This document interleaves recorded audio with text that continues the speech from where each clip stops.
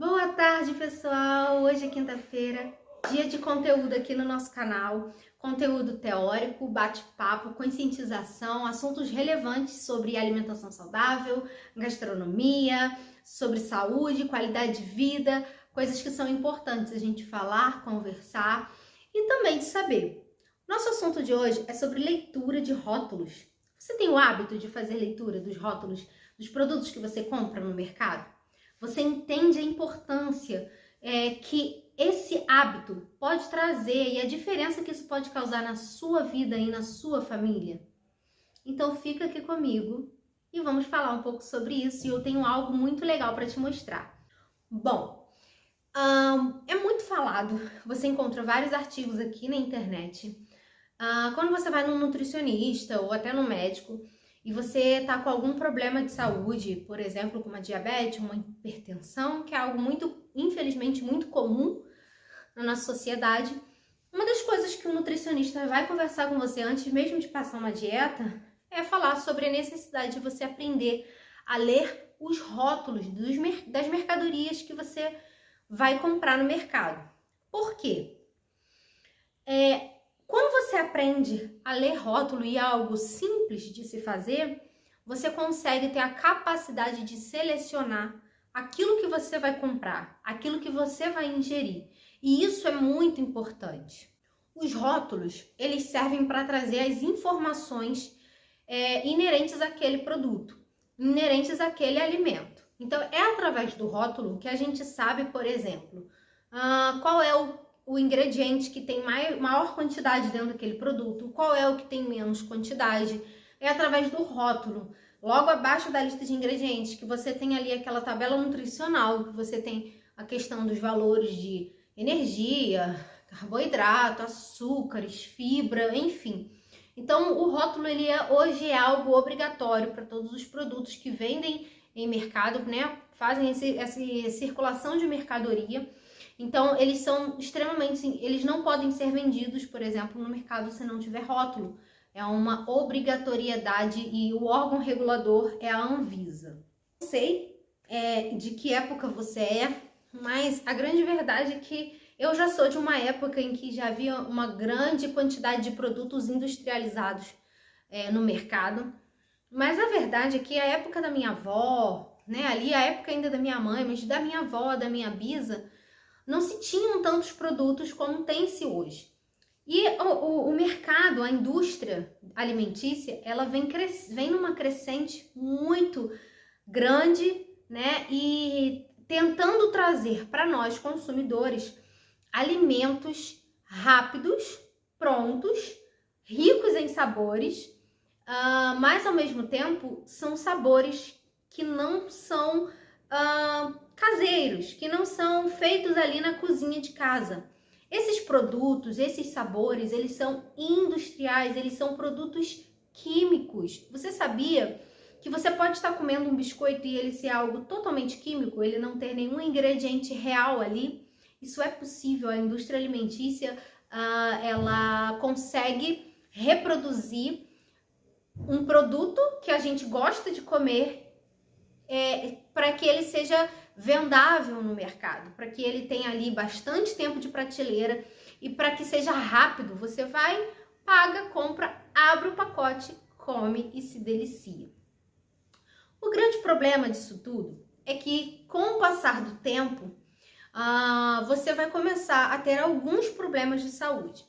E nós, né, brasileiros, nós somos aqueles que só deixamos para ver as coisas em última hora, quando tudo já está numa situação um pouco complicada. Isso é uma característica, faz parte da nossa cultura. Poucos não são assim, não é verdade? Poucas pessoas trabalham de maneira preventiva. Nós estamos acostumados a surgir o problema, eu vou resolver, e eu não cuido para que o problema não surja. Então, se você botar uma criança de 10 anos para começar a comer, por exemplo, biscoitos industrializados, quando essa criança tiver com seus 30 anos, ou seja, 20 anos comendo aqueles mesmos produtos, por quê? Mas Ana, quando ele crescer, virar adulto, ele não vai comer. Sim, ele vai comer. Sabe por quê? Porque a memória que ele tem está vinculado com a infância dele, com aquilo que ele comeu. Porque tem pessoas que não comem certos alimentos depois que ficam adultos. Porque provavelmente quando ele era criança, ele teve alguma experiência negativa com aquele alimento. Ou só podia comer aquele alimento, só tinha disponibilidade daquele alimento. E quando ele fica adulto, que ele pode selecionar, ele vai escolher qualquer alimento menos aquele. Assim também funciona com os alimentos que nos dão prazer. Então, se quando eu sou criança, eu como muito biscoito recheado, muito carboidrato, muita fritura, eu vou me tornar um adulto com tendências fortíssimas de continuar comendo esse tipo de refeição. Por quê? Porque tem memórias vinculadas àquilo. O meu paladar foi formado baseado naquilo ali. É o que eu conheço. Eu não tô afim de querer experimentar coisas novas, principalmente se for verde. Eu nem tô aí para comer essas coisas. Geralmente é muito o que eu ouço. Então, essa criança de 10 anos vai se tornar um adulto de 30, 40 comendo biscoito recheado. E eu posso garantir para você. Eu conheço vários adultos na faixa de uns 50, 60 anos que gostam ainda de biscoito recheado. Então, não é um dado irrelevante, é um dado extremamente irrelevante. E o que acontece? Se essa criança, em 10 anos, né? 10 anos eu já sei que ali o paladar da criança já está formado. Então, vamos botar uma criança aí de 3, 4 anos. Quando ele chegar lá nos 30, já vão ter passado 26 anos, já é tempo suficiente para essa pessoa ter adquirido algum problema de colesterol, diabetes, hipertensão e outras 1000 coisas a mais. Uma grande situação que tem ocorrido nos últimos tempos são as alergias alimentares. E por que isso tem ocorrido? Hoje, muitas crianças já nascem com alergias alimentares sem ter nenhum tipo de contato com o alimento. E sim, ela está ali 9 meses sendo alimentada por aquilo que aquela mãe come. E durante a gravidez, as mulheres comem coisas assim, né? Comem de tudo. Poucas são as mulheres que fazem ali uma alimentação bem regrada. Então, tem aquela questão do afeto, da vontade de comer alguma coisa diferente e por aí vai. Só que tudo aquilo que você está comendo, o seu filho está recebendo. E é muito comum, isso acontece tanto com drogas, mas também com alimento. É muito comum a criança, mesmo sem ter o contato direto com aquele alimento, ela ter uma predisposição para só querer comer aquele alimento, porque ela foi alimentada durante 9 meses com aquilo ali. Então, essa criança, ela vai vir, né? Ela vai nascer e ela pode ter qualquer tipo de alergia. Por quê? O corpo dessa mãe pode estar sobrecarregado de muitas porcarias, né? Assim, no modo de dizer, porcaria, né? De muito produto industrializado, muita química. E isso pode também trazer algum tipo de consequência para essa criança ao nascer. Então, hoje não é incomum você ter bebês com alergias a leite, né? Intolerância à lactose, alergia a corante, alergia a N coisas a nível alimentar. E a tendência é que se a gente não tomar as rédeas da nossa alimentação, os nossos filhos e da nossa geração e das próximas gerações vão nascer com cada vez mais alergias alimentares. Porque, mais uma vez, eu preciso frisar isso com você. Muita coisa do que você come não é comida. Muita coisa do que você come é produto químico e nada mais. Infelizmente, é assim que acontece. É muito triste você poder acompanhar, ao mesmo tempo que é triste, assim, me traz uma sensação de reflexão quando você acompanha a produção de algum produto que as pessoas gostam muito de comer, por exemplo, um bolinho, sabe aqueles bolinhos que vem no pacotinho, assim, em formato retangular, e você vê que tem tanta coisa ali que não é necessário. E você vai falar assim, mas por que eles colocam? Porque esse produto precisa ser vendável. Ana, o que é um produto vendável? É um produto de baixo custo, é um produto que tenha bastante tempo de prateleira, ou seja, ele pode ficar ali no mercado 1, 2 meses e não vai estragar. E é um produto que está pronto ali para você abrir, comer e pronto, e acabou. Sabe? Você tem ali aquele prazer momentâneo, mas isso não te agrega em nada na questão nutricional. E o grande problema do nosso, né, ser humano, é que a gente é muito visual.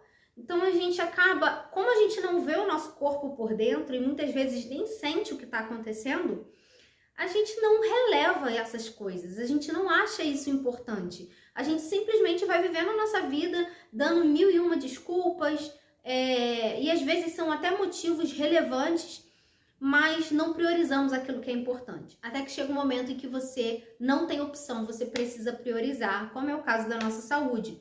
Um dia a conta chega e não tô rogando praga, mas é real. Então, assim, uma hora a conta vai chegar, porque é impossível uma pessoa ter uma alimentação totalmente descontrolada e passar ileso a nível de saúde. Uma hora a conta chega, seja com 30, 40, 50, 70, mas ela chega. Já existem estudos relacionando a questão do Alzheimer com a alimentação, tanto o malefício, né, alimentos que ajudam a você, não é um alimento que vai fazer a pessoa ter Alzheimer, presta atenção, é o alimento que ele ajuda a acelerar esse processo, ele faz com que a pessoa que já tem essa tendência, a pessoa que aquilo acelera e ela às vezes entra num processo de Alzheimer antes. Mas existe também o poder do alimento para trazer saúde para esse paciente com Alzheimer, por exemplo, tá? E melhorar essa qualidade de vida, essa qualidade neurológica, cognitiva desse paciente. E o que acontece? A comida, ela pode salvar ou ela pode matar. Nós somos não só aquilo que comemos, mas o quanto comemos. E isso faz toda a diferença na nossa vida e a gente precisa tomar as rédeas o quanto antes. Existe uma crescente, né, na indústria alimentícia, cujo objetivo é sempre aliás, 2, cativar o seu paladar e vender. Quando eu consigo fisgar esse consumidor pelo que eu ofereço a ele, eu tenho ele por muitos anos comigo. Porque quando você come alguma coisa que te dá prazer e que te traz algum tipo de conforto, você sempre vai procurar por aquele alimento. Mesmo que seja um dia, às vezes você está feliz, você vai querer comer aquele alimento para celebrar que você está feliz. Se você está triste, você vai comer aquele alimento para buscar esse conforto. E, gente, é real, o alimento, isso é explicado, né, pela neurociência. O alimento, ele tem o poder de trazer esse conforto, esse abraço, essa afetividade. E a gente muitas vezes come e busca isso de uma forma inconsciente. Você simplesmente faz, sabe? Tá no automático. Então, existem algumas palavras, são estratégias de marketing, tá? Que a indústria alimentícia usa para te cativar, para te prender, para ter você como consumidor dele. Por exemplo, sabor da fazenda, coma esse bolinho e sinta o cheiro da fazenda e lembre do bolinho da vovó. Então são slogans, são frases que a gente chama de frase de efeito, são frases que fazem o consumidor comprar aquele produto. E aí, às vezes, muitas vezes é até frustrante, porque você compra ali o bolinho da vovó, o bolinho caseiro, o bolinho da fazenda, e quando você come, não tem gosto de bolinho de vó. Você não consegue sentir o sabor, o aroma, você não sabe exatamente o que está comendo. Então, geralmente, por exemplo, no caso do bolo, você vai comer, vai sentir um doce, tá? E um sabor ali bem artificial. Gente, entenda uma coisa. Paladar, ele é treinável.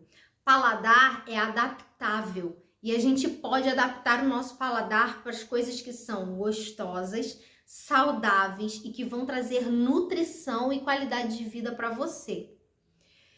É muito necessário a gente começar a migrar o nosso paladar para as coisas que a gente está acostumado a comer como pronto, né? E ir para algo que a gente possa fazer com as nossas próprias mãos. Ou, Ana, eu não tenho tempo de forma alguma. Então, compre um produto que seja mais caseiro. sabe? Sempre perto da sua casa você vai encontrar uma senhora que vende biscoitos amanteigados, mas ela faz com as próprias mãos dela. Ela vai lá, ela faz a massa, ela molda, ela assa, ela bota nos pacotinhos e ela vende. Dependendo do lugar onde você está, procure produtos regionalizados, valorize a atuação do pequeno agricultor.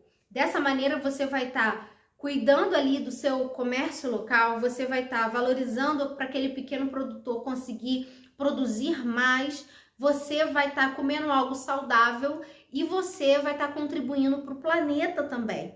Porque muitos desses alimentos que são químicos, eles acabam de alguma maneira afetando a nossa terra, afetando o solo, e isso uma hora volta pra gente. Então eu costumo trazer isso como alerta para os meus clientes e para os meus alunos.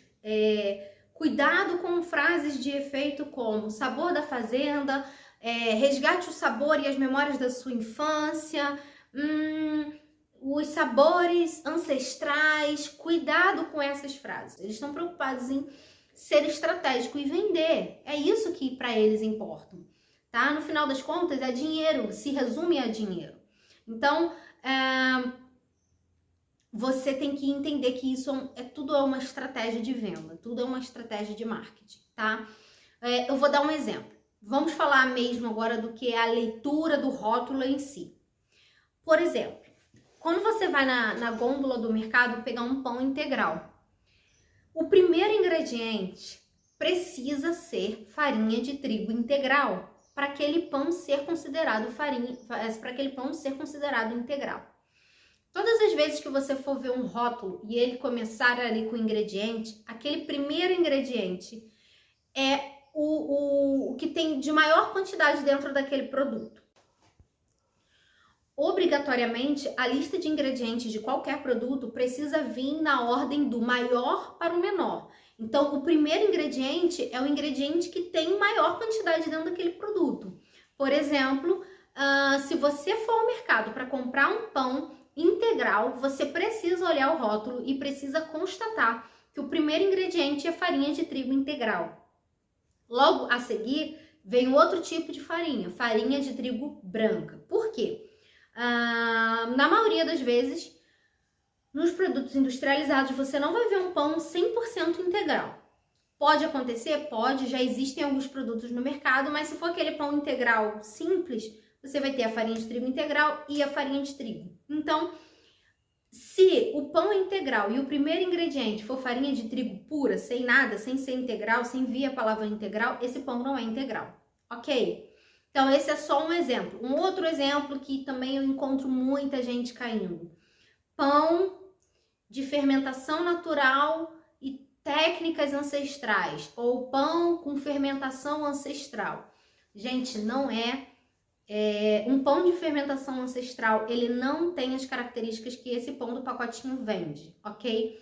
Ele tem uma característica mais rústica. Ele não tem tanto tempo de prateleira como esse pão. Esse pão que eu tô falando das técnicas ancestrais que você encontra no mercado, ele geralmente tem ali de 15 a 1 mês de validade. Um pão com técnicas ancestrais, ele não tem essa validade, só se ele for congelado, tá? Geralmente ele tem uma validade ali bem curta, de 3 a 5 dias úteis. Dentro da questão, para quem quer comer uma alimentação saudável, equilibrada, ler rótulos é, assim, essencial. Mas quando você começa a entrar pelo mundo da alimentação saudável, você começa a ver que você nem precisa ler rótulo, porque você vai passar direto por muitas gôndolas de mercado. Porque, de fato, não tem nada que te nutra ali, não tem nada que vai te acrescentar. E é muito importante você saber selecionar o que vai comer. Isso não pode ser aleatório. Isso não pode ser assim, hoje eu vou no mercado, vou pegar uma lasanha pré-pronta que eu boto, sei lá, 3, 5 minutos no micro-ondas e tá pronto. Não pode ser aleatório. Eu não tô dizendo que não é bom, que não é gostoso. É bom, é gostoso. Não é bom no sentido de ser saudável, no sentido de ter valor nutricional, mas é de sabor. Tem um bom sabor, né? A indústria, como eu falei, ela sabe fazer o produto ser cativante, sabe? Ser ali gostoso, agradável. Mas aquela premissa de menos é mais, ela funciona muito bem na questão da leitura de rótulos. Quando você... E é assim que funciona, ó. Quanto menor a quantidade de ingredientes, maior a probabilidade desse alimento ter mais nutrientes para você. Quanto maior a lista de ingredientes, menor o valor nutritivo daquele ingrediente, daquele produto. Então, é assim que funciona, menos é mais na alimentação. Eu não sei se você já ouviu, existe uma frase que é muito comum que fala que nós somos aquilo que comemos. E eu vou falar, nós somos aquilo que comemos, mas também o quanto comemos. Quantidades de sal, gordura e açúcar estão totalmente atreladas ao número crescente de pessoas com diabetes e hipertensão. Por quê? Os produtos industrializados que a gente consome, eles têm sobrecarga, eles têm sal, gordura e açúcar em excesso, assim. A ponto de, se você fosse colocar ali o açúcar do lado, né, do que tem ali naquele produto, é como se fosse um copo de açúcar, por exemplo, dentro daquele pacotinho. Então, é algo surreal. Nessa questão da quantidade do que comemos, na tabela nutricional, um pão, vamos dar o exemplo do pão. Você tem lá, por exemplo, uma fatia de pão, uma fatia de pão de forma tem 50 quilocalorias, por exemplo, tá? Aí eu te pergunto, quando você vai tomar seu café da manhã ou seu lanche da tarde, você consegue ficar em uma fatia de pão apenas? Você consegue ter esse autocontrole e comer apenas uma fatia de pão? Existem pessoas que conseguem, mas eu garanto que não é a grande maioria. A grande maioria vai comer pelo menos 2 fatias de pães, ou 3 ou 4. Se a gente tiver uma mesa rodeada de amigos, a gente perde a noção do quanto nós estamos comendo, porque nós não estamos prestando atenção no alimento, a gente não está ali fazendo controle. Raramente são as vezes que a gente fala, não, chega, eu não vou comer mais. Não porque você não queira, mas porque você está consciente daquele momento ali. E eu não estou dizendo que você deva comer de forma isolada. Eu estou dizendo que isso é algo que acontece com todos nós. Então, ali vem a quantidade para uma fatia. Só que a gente não come uma, a gente come 3, a gente come 4. O biscoito, por exemplo, ele vem lá a quantidade de caloria, de gordura, de carboidrato para 3 biscoitinhos. Você abre um pacote de biscoito e come 3 biscoitos só no dia. Apenas no dia inteiro, nas 24 horas do seu dia. Você come apenas 3 biscoitinhos daquele pacote. Ou você come 3 de manhã, 3 de tarde. E vamos ser sinceros, geralmente a gente não vai comer 3. A gente vai comer muito mais que 3 numa refeição da manhã ou numa refeição da tarde. Então, se aquele produto que você está ingerindo não tem qualidade nutricional, você ainda vai acabar de comer, 1 hora depois você vai ter fome. Por quê? Porque ele é um produto vazio, ele é nutricionalmente vazio. Ele não tem a capacidade de saciar a sua fome, ele não tem a capacidade de te nutrir. Se você não está nutrido, o que acontece? Aquela sensação de fome, ela tá sempre por perto. E aí você tá só com o estômago, como dizem por aí, com o estômago forrado, não é verdade? Mas é muito importante que você tenha controle sobre a quantidade daquilo que você come, especialmente se você tem o hábito de comer muito produto industrializado. Você provavelmente está sobrecarregado de substâncias químicas, substâncias transgênicas e por aí vai. Olha, lá no meu Instagram, eu fiz uma postagem, rola um pouquinho assim pra cima, que você vai encontrar, onde eu trago a diferença de produtos. Minimamente processados, produtos in natura, minimamente processados, processados e ultraprocessados.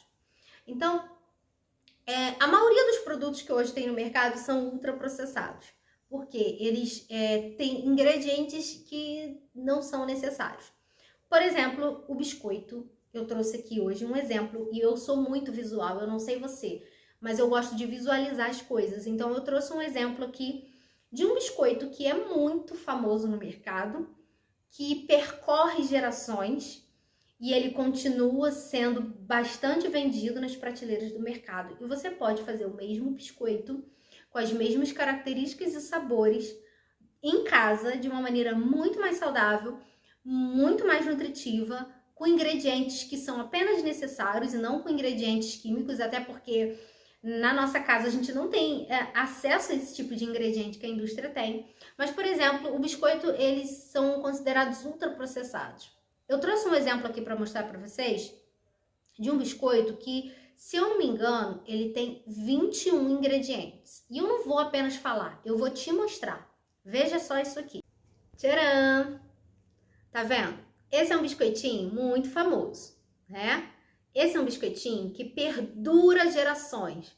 Você provavelmente já ouviu, já comeu, ou pelo menos já viu esse biscoitinho no mercado.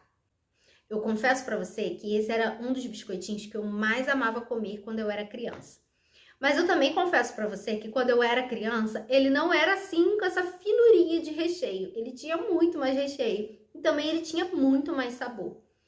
O tempo vai passando e a indústria alimentícia também vai criando outros produtos que eles vão perdendo as suas características. Você tá vendo esse biscoitinho? Esse é um biscoitinho industrializado, saboroso, com muitas memórias. Talvez assim como eu, você também tenha memórias a respeito desse biscoitinho. Mas eu vou te mostrar como que você pode ter um biscoito desse,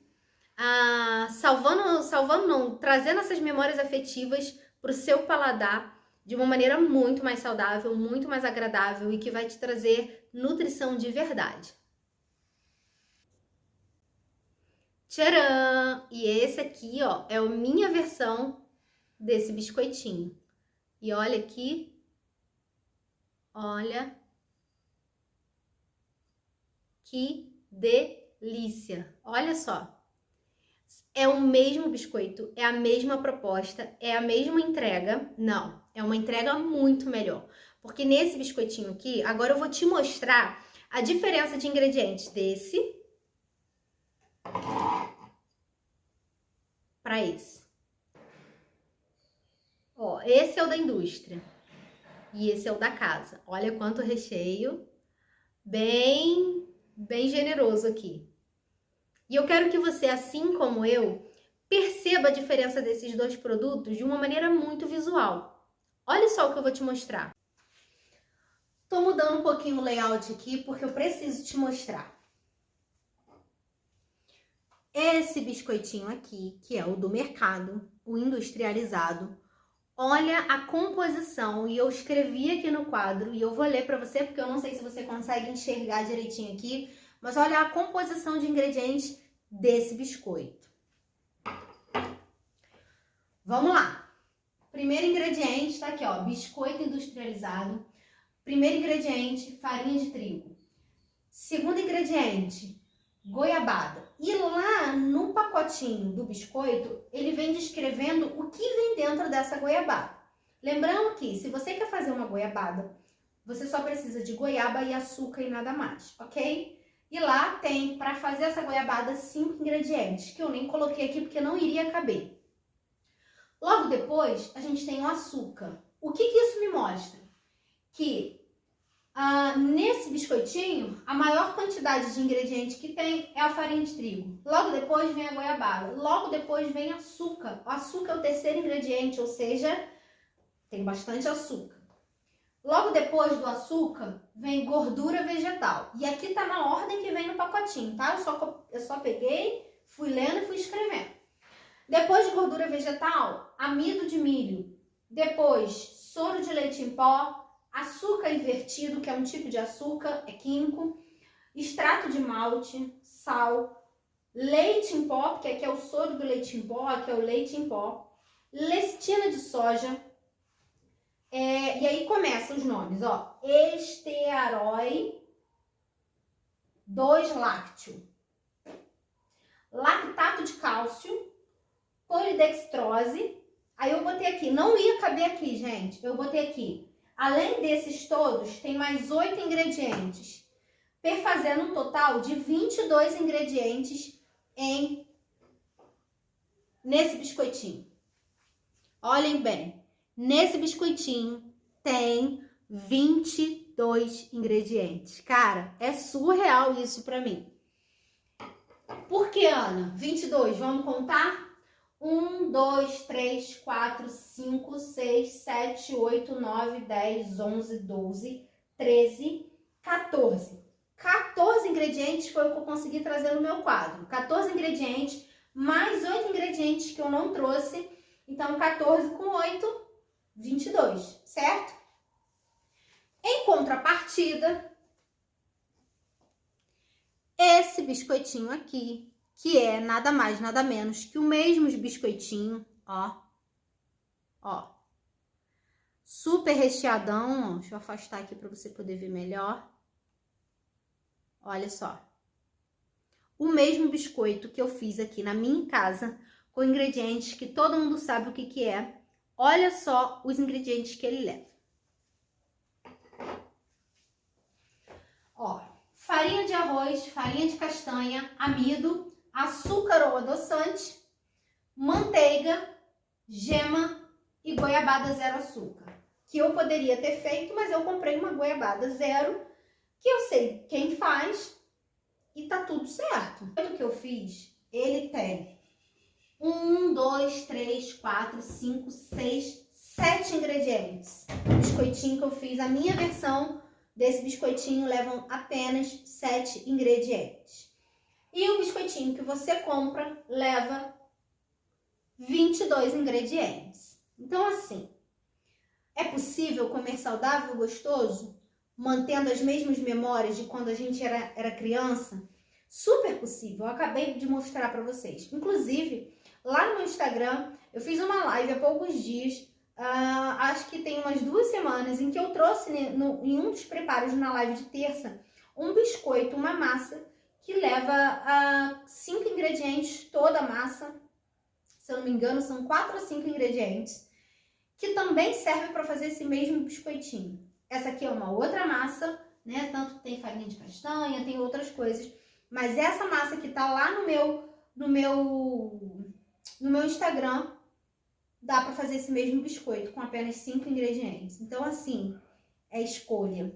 Faça boas escolhas. O ideal, gente, o ideal é que a gente faça as coisas dentro da nossa casa, na nossa cozinha, sabendo exatamente os ingredientes que aquele produto leva.